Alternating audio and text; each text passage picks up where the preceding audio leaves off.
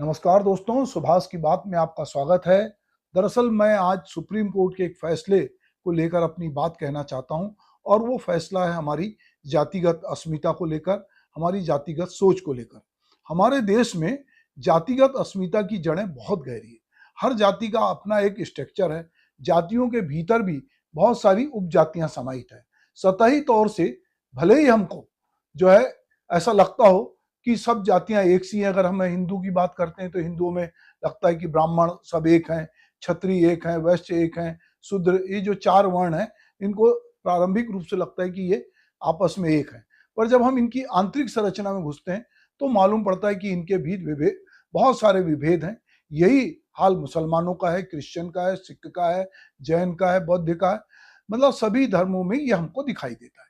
कई जातियां आपस में भी रोटी बेटी का संबंध नहीं रखती। यही वजह है कि बहुत सारी राजनीतिक पार्टियों ने जाति को धर्म की काट के रूप में जान समझकर जातिगत गणना की बात की थी। विपक्षियों की इस मांग पर मोदी जी कहते हैं कि देश में केवल चार जातियां हैं। विकसित भारत का संकल्प नारी, युवा, किसान और जो है वो गरीब, ये चार अमृत स्तंभों पर टिका है और यही चार उनके लिए सबसे बड़ी जातियां हैं जिनका उत्थान ही भारत को विकसित बनाएगा। ये तो एक बात है।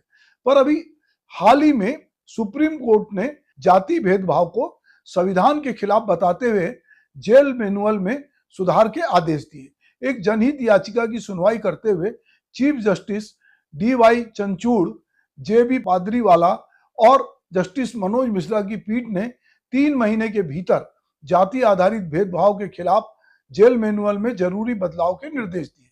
ज्ञातव्य है कि जेल में बंद कैदियों को उनकी जाति के आधार पर काम दिए जाते हैं। पीठ ने जेल रजिस्टर में कैदियों की जाति का कॉलम हटाने के लिए भी कहा है। राजस्थान और यूपी के जेल मैनुअल के प्रावधान पर सवाल उठाते हुए, जिनमें की विमुक्त जातियां जो घुमंतु और खानाबदोश हैं, कि उनको छोटी जाति मानकर उनसे वहां पर साफ सफाई और ऐसे काम कराए जाते हैं जो उच्च जाति के लोग नहीं करते। पीठ ने कहा है कि कोई भी समूह मैला ढोने वाले वर्ग के रूप में पैदा नहीं होता। कोई छोटा काम करेगा या नहीं करेगा, कोई महिला खाना बना सकती है या नहीं, ये अस्पष्टता के पहलू हैं। महिला पत्रकार सुकन्या शांता की जनहित याचिका से ये बात उजागर हुई कि वर्तमान में देश के 13 राज्यों की जेल में जो है भेदभावपूर्ण प्रथाएं लागू हैं। इन 13 प्रदेशों में मध्य प्रदेश, राजस्थान, यूपी, बिहार, दिल्ली, महाराष्ट्र, पंजाब, तमिलनाडु, उड़ीसा जैसे प्रदेश शामिल है। जैसा कि हम सब जानते हैं कि भारत में जाति प्रथा एक रूढ़ सामाजिक व्यवस्था है। इसमें विभिन्न जातिगत समूहों में विभक्त आबादी जो है अपनी पृथक सामुदायिक पहचान के दुराग्रह के साथ जीवन जीती है। जाति व्यवस्था धार्मिक और सांस्कृतिक मापदंडों पर आधारित होती है, जिसका आधार वर्ण व्यवस्था है। अब ये समझना पड़ेगा कि वर्ण व्यवस्था, जिसको मनुवादी व्यवस्था भी कहते हैं, कि वर्ण व्यवस्था जो है समाज में रहने वाले लोगों को पदानुक्रम उनका निर्धारित करती है। इसके अनुसार लोग निम्न या उच्च वर्ण में बटे हुए होते हैं। उनके हिसाब से उन्हें सामाजिक सम्मान का हकदार भी बना दिया गया है। जाहिर है ये असमानता पर आधारित अमानवीय व्यवस्था है जो व्यक्ति के मान मर्यादा को जन्म के आधार पर तय करती है, योग्यता और गुण के आधार पर नहीं। उसके अनुसार ही व्यक्ति के अलग अलग अधिकार तय होते हैं। जबकि हमारा संविधान कहता है कि जो भारत में पैदा हुआ है सबको एक से अधिकार है, कोई किसी से अलग नहीं है। समानता का अधिकार जो है वो सबको है और वो उस तरह से रहता है। तो छोटे बड़े की अवधारणा तो संविधान में नहीं है, पर समाज में है। अब यह मध्यकाल से चली आ रही एक सामंती प्रथा है। इसमें उत्पन्न श्रेणीकरण के परिणाम स्वरूप सामाजिक भेदभाव, जातिगत अहंकार की तुष्टि और छुआछूत जैसी बुराइयां हमको दिखाई देती है। जाति संविधान के विरुद्ध है, जो कि ये हमारे जाति जो है, ये जाति प्रथा हमारे संविधान के विरुद्ध है। लेकिन तमाम कानूनों के बावजूद व्यवहार में आज भी समाज के भीतर ये विद्यमान है। जेल चूंकि समाज ही बनाता है, इसलिए उसे चलाने वाले लोग भी इसी समाज से आते हैं। जातिगत भेदभाव दरअसल इसलिए भी मौजूद है क्योंकि वह हमारे सामाजिक मनोविज्ञान के भीतर गहरे तक पैठ बनाए हुए है। ऐसा नहीं है कि इस प्रथा को समाप्त करने के लिए पहल ना हुई हो।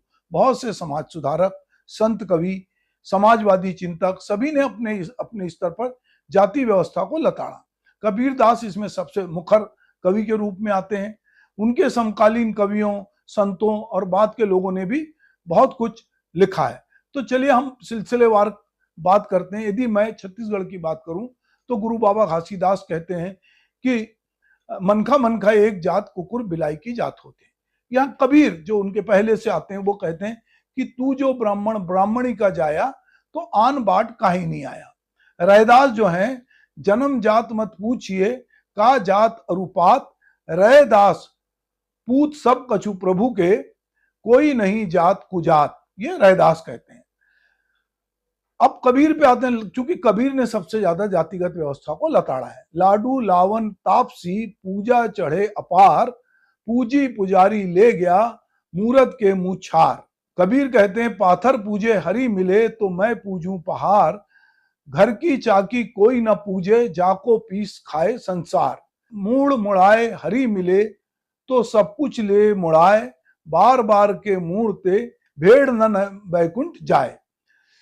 कबीर जो है वो बार बार कहते हैं कि माटी का एक नग बना के पूजे लोग लुगाया, माटी का एक नाग बना के पूजे लोग लुगाया, जिंदा नाग जब घर से निकले, ले लाठी धमकाया।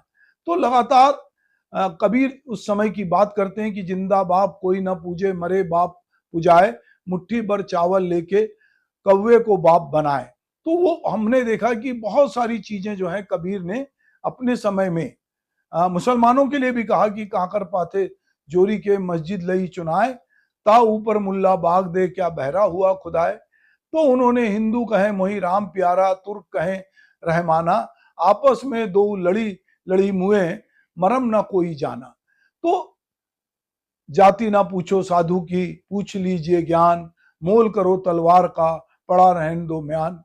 कबीर जो है वो हमारे समय के एक इस तरह के कवि और संत हुए हैं जिन्होंने कि जातिवादी व्यवस्था, धार्मिक व्यवस्था को जो है वो कई मौकों पर उन्होंने लताड़ा भी है, समझाने की कोशिश भी की है, पर उन्होंने अपने आसपास देखा था कि ये इस तरह से लोग जो हैं वो समझ नहीं रहे। रामधारी सिंह दिनकर ने रश्मि रथी में बहुत सारे वाक्य लिखे हैं जहां पर कि हमको दिखता है कि कर्ण के साथ जो है, चूंकि कर्ण क्षत्रिय कुल में पैदा नहीं हुए हैं, तो उनको कई बार इससे वंचित किया जाता है। तो वहां लिखते हैं वो कि क्षत्रिय है या राजपूत है, यूं ही नहीं लड़ेगा, जिस तिस से हाथापाई कैसे कूद पड़ेगा। अर्जुन से लड़ना हो तो मत गहो सभा में मौन, अर्जुन से लड़ना है तो मत रहो सभा में मौन, नाम धान कुछ कहो बताओ तुम जाति हो कौन।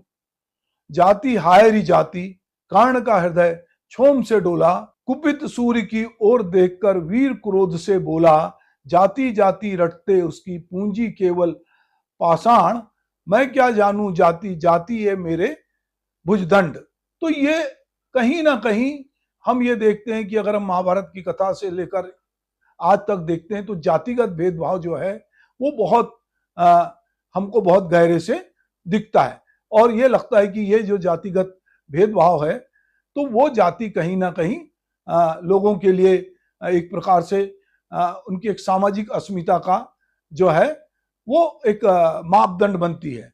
बच्चालाल उन्मेष जो कि एक दलित कवि के रूप में जाने जाते हैं और बहुत सारी कविताएं उनकी इस तरह अभी आई हैं। एक दलित विमर्श भी लंबे समय से हमारे देश में चल रहा है जिसमें नामदेव ढसाल से लेकर बहुत सारे कवि हैं। तो बच्चालाल उन्मेष की एक कविता पिछले दिनों बहुत चर्चित हुई थी कि कौन जात हो भाई, दलित हैं साहब? नहीं, मतलब किस में आते हो? आपकी गाली में आते हैं, गंदी नाली में आते हैं और अलग हुई थाली में आते हैं। साहब मुझे लगा हिंदू में आते हो। आता हूं ना साहब, पर आपके चुनाव में क्या खाते हो भाई जो एक दलित खाता है साहब? नहीं, मतलब क्या क्या खाते हो? आपसे मार खाता हूं, कर्ज का भार खाता हूं, और तंगी में नून तो कभी अचार खाता हूं साहब। नहीं, मुझे लगा कि मुर्गा खाते हो। खाता हूं ना साहब, पर आपके चुनाव में क्या पीते हो भाई जो एक दलित पीता है साहब? नहीं, मतलब क्या क्या पीते हो? छुआछूत का गम, टूटे अरमानों का दम, और नंगी आंखों से देखा सारा भरम साहब। मुझे लगा शराब पीते हो, मुझे लगा शराब पीते हो। पीता हूं ना साहब, पर आपके चुनाव में क्या मिला है भाई जो दलितों को मिलता है साहब? नहीं, मतलब क्या क्या मिलता है? जिल्लत भरी जिंदगी, आपकी छोड़ी हुई गंदगी, और तिस पर भी आप जैसे परजीवियों की बंदगी साहब। मुझे लगा वादे मिले हैं, मिलते हैं ना साहब, पर आपके चुनाव में क्या किया है भाई जो दलित करता है साहब? नहीं, मतलब क्या क्या किया है। 100 दिन तालाब में काम किया है, पसीने से तर सुबह को शाम किया है, आते जाते ठाकुरों को सलाम किया है। मुझे लगा कोई बड़ा काम किया है ना साहब आपके चुनाव का प्रचार। तो ये दरअसल ये जो दलित कवि हैं वो इस तरह की बातचीत करते हैं और उनके भीतर का दर्द हम देखते हैं कि दलित आंदोलन के रूप में, और अभी तो स्त्री आंदोलन, क्योंकि दलित के बाद यदि कोई सबसे ज्यादा प्रताड़ित हो तो हमारे देश में स्त्री है। इसीलिए हम गांधी जी की अगर बात करेंगे तो गांधी जी जहां स्त्रियों के सुधार की बात करते हैं, उनके आंदोलन की, उनकी स्थिति की सुधार की बात करते हैं, वहीं वो दलितों के लिए जो है अस्पृश्यता के खिलाफ अभियान चलाते हैं, दलितों को हरिजन नाम से संबोधित करते हैं, हरिजन पत्रिका निकालते हैं, और कालांतर में ये नाम जो है चूंकि एक आइडेंटिटी बन जाता है तो ये प्रतिबंधित भी करना पड़ता है। दलितों के लिए हरिजन शब्द का इस्तेमाल करना एक प्रकार से गांधी जी उनको हिंदू एकीकरण की पहल थी, जो इस शब्द का इस्तेमाल करके गांधी जी अछूतों को हिंदी धर्म में शामिल करना थे। इस धारणा को इस तथ्य से और बल मिला कि गांधी के हरिजन सेवक संघ का संचालन जो विशेषाधिकार प्राप्त हिंदू द्वारा किया जाता था, और अंबेडकर ने इसे कांग्रेस की दयालुता से अछूतों को मारने की योजना के रूप में देखा था। अंबेडकर इसके खिलाफ थे। दरअसल हम देखते हैं कि शिक्षा के विस्तार के कारण ज्योतिबा फुले, सावित्रीबाई फुले, जयप्रकाश नारायण, राम मनोहर लोहिया, इन जैसे बहुत सारे लोगों की वजह से जाति भेदभाव कुछ हद तक तो कम हुआ, किंतु पूरी तरह से हमारे समाज से ये खत्म नहीं हुआ, क्योंकि इसकी जड़ें बहुत गहरी हैं। आर्थिक व्यवस्थाओं ने भी जातिगत व्यवसाय की सीमाओं का अतिक्रमण करके उन जातियों को भी ऐसे धंधे से जोड़ा जो परंपरागत रूप से, कथित रूप से दलित, कमजोर, शूद्र जाति के लोगों के हिस्से में था। हरिशंकर परसाई कहते हैं कि जब धर्म की लात पड़ती है तो जब पूजा कराने वाले पंडित जी भी जूतों की दुकान खोल लेते हैं। लड़कियों की शिक्षा, आर्थिक स्वावलंबन, आत्मनिर्भरता, स्त्री पुरुष के साथ साथ काम करने के बहुत सारे अवसरों की वजह से कई बार जाति व्यवस्था की दीवार भी दरकी है। इसमें दहेज भी एक कारण है, जाति में योग्य वर भी नहीं मिलना एक कारण है, माता पिता अपने समाज में भी लोगों को नहीं ढूंढ पाते, फिर भी एक ये कोशिश होती है कि वो एक अगर उच्च जाति की लड़की है तो उसकी उच्च जाति में, जो कथित रूप से उच्च जाति है, वहां विवाह हो। अगर कोई ब्राह्मण लड़की है तो वो अगर दलित से विवाह करेगी तो उसका पूरा परिवार उसके खिलाफ खड़ा हो जाएगा, या किसी विधर्मी से शादी करेगी तो लोग उसको लौ जिहाद का नाम देंगे। तो अलग अलग तरीके से हम देखते हैं कि भारतीय समाज में अभी भी जाति व्यवस्था जो है बहुत गहरे से समाहित है। इधर के सालों में जातिगत पहचान और जातिगत प्रदर्शनों की होड़ भी मची है, जो अपने लाभ और वोटों की राजनीति से प्रेरित है। इसके नेता अपनी अपनी जाति की राजनीति करते हैं और जाति के नाम पर, चूंकि हमारे यहाँ टिकटें भी मिलती है चुनाव की, तो अपनी जाति का जुलूस निकालते हैं, अपनी जाति के सम्मेलन करते हैं और अपनी जातिगत अस्मिता को लोगों के साथ जोड़ते हैं। तो कई बार ये लगता है कि जब आप धर्म के साथ इकट्ठे होते हैं तो आप हिंदू होते हैं, पर जब आप जाति में इकट्ठे होते हैं तो आप ब्राह्मण होते हैं, आप कायस्थ होते हैं, आप कुर्मी होते हैं, आप लोधी होते हैं, आप मरार होते हैं, आप कई तरह की जातियों में होते हैं। फिर वो जातिगत जड़ें बहुत गहरी होती हैं, क्योंकि वहां आपके रोटी बेटी के संबंध होते हैं। तो हम देखते हैं कि आधुनिक शिक्षा को समाज सुधार की रामबाण दवा माना गया, जो गलत भी नहीं है, लेकिन शिक्षित नागरिकों के मनोजगत में बैठा हुआ सामंती पुरुष भी जाति की चेतना से ग्रस्त है। दुर्भाग्य है कि शिक्षा, लोकतंत्र, तकनीक और बाजार के द्वारा रचे गए आधुनिकता के समूचे तंत्र का संचालन सूत्र जो है वो सामंती पितृ सत्ता के इसी मनोविज्ञान के हाथों में है। उसे बदले बिना समानता लाने का स्वप्न अधूरा होगा। अब इसमें नए कवि हैं हमारे साथी जिन्होंने स्त्री विमर्श पे बहुत लिखा है, उनका नाम पवन करण है। उनकी एक कविता है कि तुम जिसे प्रेम कर रही हो इन दिनों। ये पवन करण की एक कविता है। इससे पता चलता है कि हमारी जातिगत जड़ें कितनी गहरी हैं।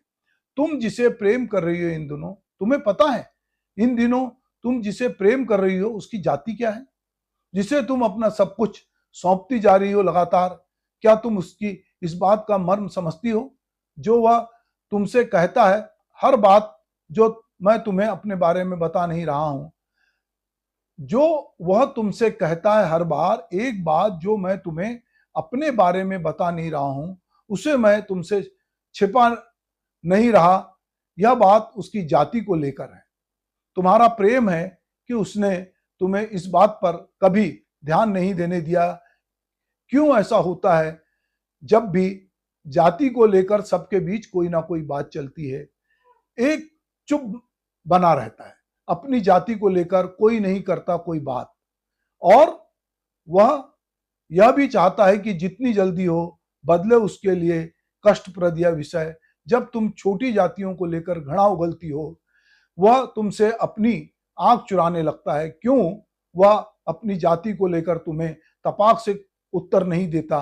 तुम्हारे आगे क्यों टाल जाता है वह अपनी पहचान का उल्लेख? यह बात जिसे इस भय से कि वह किस जाति का है जानकर छोड़ ना दो तुम उसे, बताना चाहते हुए भी नहीं बता पा रहा है वह तुम्हें। वह बताना चाहता है मैं तुम जो उसे छोड़ने को तैयार नहीं, कतई तुम उसके साथ निभाना चाहती हो जीवन, तुम जो उसे अपने प्रति मानती हो सबसे संवेदनशील। मुझे नहीं लगता उसकी असलियत जानकर उसकी ओर वह भाव रह जाएगा तुम्हारा जो अभी है तुम्हारे भीतर अपार। उसकी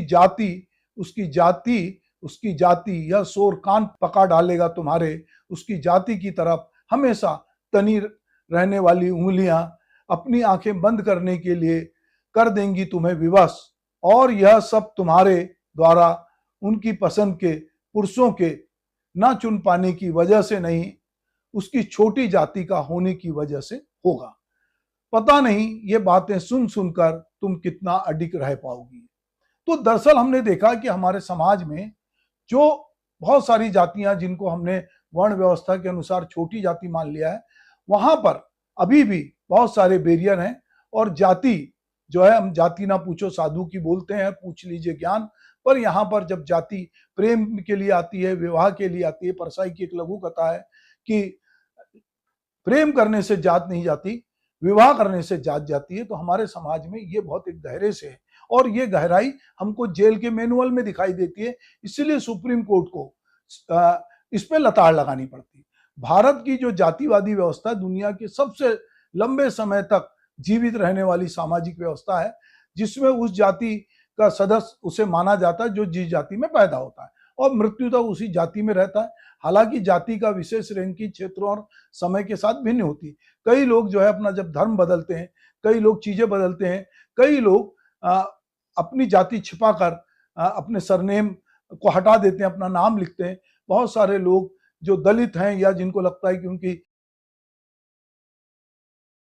सरनेम से लोग पहचाने जाएंगे, वो कई बार अपनी आइडेंटिटी छुपाते हैं।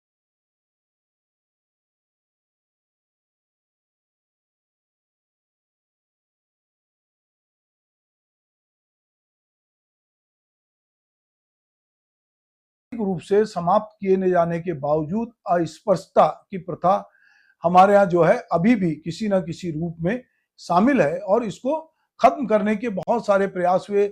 हमारे बहुत सारे नियम कानून बने जिसमें कि दंड का प्रावधान है, अलग अलग थाने बने। तो ये हम ये देखते हैं कि भारत की आबादी के छठे हिस्से यानी लगभग 160 मिलियन लोगों का प्रतिनिधित्व करने वाले दलितों का पूर्ण रूप से सामाजिक जो बहिष्कार होता है वो उनको सहना पड़ता है। इसीलिए कई जगह हम देखते हैं कि अब जो इस समाज से लोग आते हैं वो भी अपनी आवाज बुलंद करने लगे हैं। अछूत गांव के अपने हिस्से को उच्च जाति के कब्जे वाले हिस्से से अलग करने वाली रेखा को पार नहीं कर सकते। धीरे धीरे ये बैरियर टूट रहा, पर अभी भी हम देखते हैं कि किसी का ठाकुर का कुआं प्रेमचंद की कहानी पढ़ें, या गांव में देखते हैं कि वो एक ही जगह नहीं जा सकते। दलित के बच्चों को अक्सर हम देखते हैं कि उनको क्लास में पीछे बिठा देते हैं, उनकी बारात निकलती है तो दबंग लोग जो है अपने घर के बाहर से उनकी बारात नहीं निकलने देते। हम ये नहीं कह रहे कि ये हमारे ही देश में, अमेरिका जैसे देश में रंग भेद है, जहाँ गोरे काले का भेद है, यहाँ हमारे यहाँ कहीं ना कहीं ये छिपा हुआ रंग भेद है, जिसमें कि हम देखते हैं कि ये पूरे गांव जो है जाति आधार पर अलग अलग है। और चुनाव के समय हम देखते हैं कि तमाम हम जाति के खिलाफ बात करें, पर उस जाति के लोगों को वहां से उम्मीदवार बनाया जाता है जिसका जहां बाहुल्य है। तो अस्पृश्यता को कानूनी जामा पहनाने के बावजूद, इसमें दंड का प्रावधान करने के बावजूद, हम देखते हैं कि अभी भी कई गांव में जो है जो वहाँ का प्रशासन है, शासन है, वो अलग अलग जाति के खंड के आधार पे बिजली, स्वच्छता सुविधाएं, पानी के पंप स्थापित करता है। और वहीं कोई जो दलित क्षेत्र होता है उसके साथ भेदभाव भी देखने को मिलता है। सरकार बहुत तरीके से जो है इसको अलग करने की कोशिश करती है, पर निश्चित रूप से जो है वो भेद है, और ये भेद हमारे परंपरा में चला आ रहा है। अगर मैंने अभी आपसे बात की कि अगर हम महाभारत की बात करते हैं, कर्ण की बात करते हैं, तो हम ये देखते हैं कि गुरुकुल में पढ़ने के लिए ब्राह्मण और योद्धा जाति, जिसमें क्षत्रियों को छोड़कर सभी जातियों को शिक्षा की पहुंच से उस समय वंचित रखा गया था। दिलचस्प बात यह थी कि सभी जातियों की महिलाएं भी इसी तरह से वंचित थी। यही कारण है कि सावित्रीबाई फुले, ज्योतिबा फुले ने 1948 में पुणे के भीड़ेवाड़ा में लड़कियों के लिए पहला स्कूल स्थापित किया, और इसे एक क्रांतिकारी कदम माना गया। और विशेषाधिकार प्राप्त वर्गों में इसने जो है हिंसक विरोध भी हुआ, उनको बहुत प्रताड़ित भी किया जा रहा था। उनकी सहयोगी फातिमा शेख थी, जो एक सहशिक्षिका थी, और उस्मान शेख जो एक परोपकारी व्यक्ति थे, इस जोड़े ने भी बहुत उनकी सहायता की। तो भारतीय संविधान का अनुच्छेद 17 चाहता है कि अस्पृश्यता को समाप्त कर दिया गया है और किसी भी रूप में इसका अभ्यास निषेध है। पर हम ये देखते हैं कि संविधान में कोई भी बात हो, ये दंडनीय अपराध भी है, मगर इसके बावजूद अनुच्छेद 35A और 2 में संसद को अनुच्छेद 17 के तहत वर्णित अपराधों के लिए दंडात्मक कानून बनाने की शक्ति दी गई है। 1955 में अस्पृश्यता अपराध अधिनियम, जिसका नाम बदल के नागरिक स्वतंत्रता संरक्षण अधिनियम कर दिया गया है, उसको भी अधिनियमित किया गया, जिससे किसी व्यक्ति को पूजा स्थल में प्रवेश करने या टैंकर या कुएं से पानी लेने से रोकने के लिए दंड का प्रावधान किया है। बावजूद हम देखते हैं कि अभी भी कई जगह आंदोलन होता है, कई मंदिरों में स्त्रियों को जाने नहीं मिलता, कई जगह दलितों को जाने नहीं मिलता। तो ये बहुत सारा भेदभाव हमारे यहाँ है। अनुसूचित जाति, जनजाति के साथ भेदभाव, उत्पीड़न बहुत सारे हैं। इसके लिए कानून भी है। अगर मैं कानूनों की बात करूं तो अनुसूचित जाति जनजाति अत्याचार निवारण अधिनियम 1989, अनुसूचित जाति अनुसूचित जनजाति अत्याचार निवेदन संशोधन 2015, भारत के सामाजिक और शैक्षणिक रूप से पिछड़े वर्गों की पहचान के लिए मोरारजी देसाई सरकार द्वारा 1979 में मंडल आयोग की स्थापना की गई। 1980 में आयोग की रिपोर्ट से सकारात्मक कार्रवाई को बरकरार रखा गया। केंद्र सरकार के साथ साथ सार्वजनिक क्षेत्र के उपक्रम पीएसयू में नौकरियों में 27% आरक्षण की सिफारिश की गई। तो एक अधिक से समय तक इसको नजरअंदाज किया गया, और उसके बाद 1990 में वीपी सिंह की सरकार ने जो है इस पर विचार किया, और देश भर में इसका व्यापक विरोध हुआ, और लगभग 200 उच्च जाति के छात्रों ने आत्महत्या करके आत्महत्या का प्रयास किया। इसमें 68 ने अपनी चोटों के कारण उनको दम तोड़ना पड़ा। तो ये भारत में जो सामाजिक भेदभाव की स्थिति है, उसमें बहुत तरह की कोशिश की जा रही है, लगातार नियम बनाए जा रहे हैं, पर चूंकि समाज में इस तरह का वातावरण है, इसीलिए ये सोच पाना कि ये कहीं ना कहीं, अगर हम हमारे देश की जो आखिरी जनगणना है 2011 के अनुसार, भारत में अनुमानित रूप से 20 करोड़ लोग दलित हैं। राष्ट्रीय अपराध ब्यूरो एनसीआरबी के आंकड़े बताते हैं कि 2021 में अनुसूचित जाति एससी के खिलाफ अपराधों में 50,900 मामले दर्ज किए गए। 2020 में 50,291 मामले की तुलना जो है इसमें 1.2% की वृद्धि हुई। तो कुल मिला के यदि हम ये देखते हैं कि एक जो रवैया है समाज का, जिसकी ओर अभी सुप्रीम कोर्ट ने जेल के माध्यम से जेल मैनुअल में तब्दीली की बात की है, 13 राज्यों से कहा है कि आप इसको बदलो, तो कहीं ना कहीं ये उस मानसिकता का परिचायक है जिसमें दलितों के प्रति, समाज के कमजोर वर्गों के प्रति जो हमारे समाज में भेदभाव की स्थिति है, वो कहीं ना कहीं, और मैं बार बार कह रहा हूं कि ये भेदभाव शहरी क्षेत्रों में भेदभाव थोड़ा कम है, क्योंकि वहां आप उस तरह से लोगों से बात नहीं करते। शिक्षा और जो नौकरी है उसके कारण भी इसमें कहीं ना कहीं जो है बहुत सारी चीजें अंतर आया है, और समाज के लोग पढ़ लिख कर आगे जा रहे हैं। तो ये बहुत सारे उपक्रम सरकार कर रही है।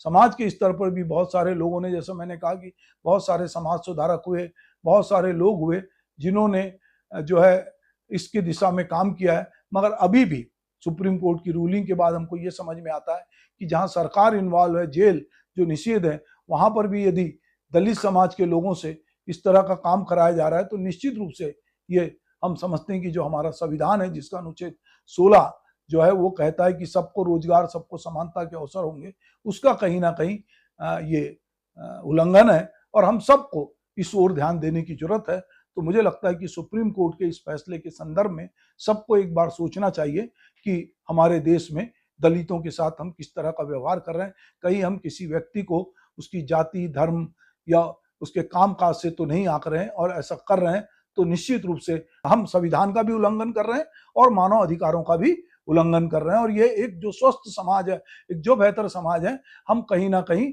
उसमें रोड़ा खड़ा कर रहे हैं। और फिर मैं अंत में अपनी बात मुक्तिबोध की उस चर्चित लाइन से कहूंगा कि जैसी है दुनिया उससे बेहतर चाहिए, और सारा कचरा साफ करने को मेहतर चाहिए। तो कचरा बहुत तरह का है और ये मेहतर कोई भी हो सकता है। केवल किसी जाति में पैदा होने वाले कुछ लोगों को आप साफ सफाई की जिम्मेदारी नहीं दे सकते। दरअसल मुझे लगता है कि कहीं ना कहीं हमारे दिमाग की, हमारे सोच की को साफ करने की जरूरत है। नमस्कार।